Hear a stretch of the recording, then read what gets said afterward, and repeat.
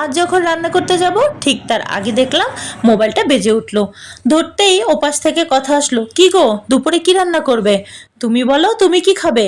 হ্যাঁ একটু চিকেন কষা করো, কিন্তু একদম অন্যরকম ভাবে। সব ধরনের চিকেন কষাই তো খাইয়েছি, এখন যে কি করব তা রান্নাঘরে গিয়ে ভাবতে ভাবতেই সামনে দেখলাম একটা ক্যাপসিকাম পড়েছিল, আর গাছে তো কারি পাতা আছেই, তো ভাবলাম যে আজকে ক্যাপসিকাম আর কারি পাতা দিয়েই রান্না করব চিকেন কষা। আর আমরা তো কয়েকদিন ধরে একদম কম তেল খাচ্ছি, তাই কড়াইতে তেল যতটুকু দিয়েছিলাম মনে হলো একটু বেশি হয়ে গেছে, ওখান থেকেও আবার একটুখানি তেল উঠিয়ে রেখে দিয়েছি। গ্যাসটা একদম স্লো ফ্লেমে রেখে সবকিছু দিয়ে যখন কষাচ্ছিলাম ঢেকে রেখে, গন্ধটা যে সুন্দর বেরিয়েছিল না, কম তেল দিয়ে রান্না কেউ বলতেই পারবে না যে এটা কম তেলের রান্না, এত স্বাদের হয়েছিল খেতে। সবকিছু দিয়ে রান্না করার পর অনেকটা সময় ঢেকে রেখে দিয়েছিলাম যেন সবকিছুর স্মেলটা এক দুসরের সাথে মিশে যেতে পারে।